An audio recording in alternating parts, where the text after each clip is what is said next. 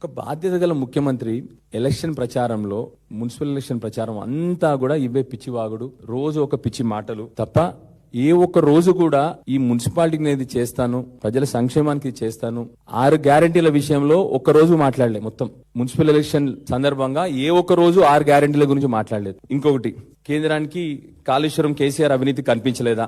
ఈ తప్ప మొత్తం మీరు చూస్తే న్యూస్ పేపర్ ఆర్టికల్లో ఈ తప్ప ఏ ఒక్క రోజు కూడా అభివృద్ధి గురించి కానీ సంక్షేమం గురించి కానీ ఒక్క రోజు కూడా రేవంత్ రెడ్డి గారు మాట్లాడలేదు. కేసీఆర్ గారి మీద పర్సనల్ అటాక్స్, వ్యక్తిగత విమర్శలు చేయడము, లేకపోతే కుటుంబం మీద వ్యక్తిగత విమర్శలు చేయడము, కుటుంబం మీద విమర్శలు చేయడము. ఇప్పటి వరకు 26 నెలలైంది. ఆయన కుటుంబం గురించి మాట్లాడాలంటే 100 విషయాలు ఉంటాయి. ఒక్క రోజున మా పార్టీ నుంచి ఎవరైనా ఆయన కుటుంబం గురించి మాట్లాడినారా? ఆయన ప్రవర్తిస్తున్న తీరేంది? అసలు ఒక రాష్ట్రానికి ముఖ్యమంత్రి అయ్యుండి 26 నెలల తర్వాత ఇప్పటి వరకు కూడా తెలంగాణ రాష్ట్రంలో ఏం చేశాను, ఏం చేస్తాము అని చెప్పి కాంగ్రెస్ పార్టీ చెప్పుకోలేని పరిస్థితుల్లో, దౌర్భాగ్యమైన పరిస్థితుల్లో ఉంది ఇవాళ. ఇప్పటికన్నా ముఖ్యమంత్రి గారికి కోరుతా ఉన్నాను నేను. ఇప్పుడు వస్తుంది బడ్జెట్.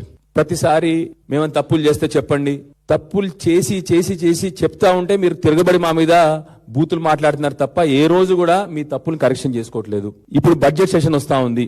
ప్రభుత్వాన్ని, ముఖ్యమంత్రి గారిని రిక్వెస్ట్ చేస్తా ఉన్నాను, ఇప్పుడన్నా అపోజిషన్ పార్టీకి అవకాశం ఇవ్వండి. అసెంబ్లీలో చర్చలు పెట్టండి. కనీసం నెల నుంచి 45 రోజులు అసెంబ్లీ సెషన్స్ పెట్టండి. ప్రజల్ని డైవర్షన్ చేయడం బంద్ చేయండి. ఇప్పటికన్నా గ్రామ పంచాయతీ ఎలక్షన్ లో ఒక డైవర్షన్, మున్సిపల్ ఎలక్షన్ వస్తే ఇంకో డైవర్షన్. ఇది తప్ప ఇంకొక పని లేదు, పాట లేదు వీళ్ళకు. సో దయచేసి ముఖ్యమంత్రి గారిని మళ్ళీ కోరుతా ఉన్నాను. మొన్న ప్రజల మధ్య తిరుగుతా ఉంటే అందరూ కూడా మీ 6 గ్యారెంటీల గురించి ప్రశ్నిస్తా ఉన్నారు. మీరు గాని ఇప్పుడు వచ్చే బడ్జెట్ లో మా మహిళల పెన్షన్ల గురించి పెట్టకపోతే తప్పకుండా మా వృద్ధులు, మహిళలు రోడ్ల మీద రాబోతా ఉన్నారు. మీరు వాగ్దానం చేసినటువంటి మహాలక్ష్మి ఏదైతే 2,500,000 ఇస్తామని చెప్పారో అది కానీ బడ్జెట్ లో పెట్టకపోతే 100కు 100% వాళ్ళందరూ రోడ్ల మీదకి రాబోతా ఉన్నారు. రైతులకు మీరు ప్రామిస్ చేసిన రైతు భరోసా ఇవ్వకపోతే 100కు 100% రైతులు రోడ్ల మీద రాబోతా ఉన్నారు. విద్యార్థులకు మీరు ఇస్తా అని చెప్పిన స్కూటీలు ఇవ్వకపోతే వాళ్ళు రోడ్ల మీద రాబోతా ఉన్నారు. దయచేసి మిమ్మల్ని కోరుతా ఉన్నాను, ఇప్పుడు వచ్చే బడ్జెట్ లో అన్న నిజాయితీగా ప్రజల సమస్యలపై డిస్కస్ చేయాలని మీ అందరినీ కోరుతా ఉన్నాను.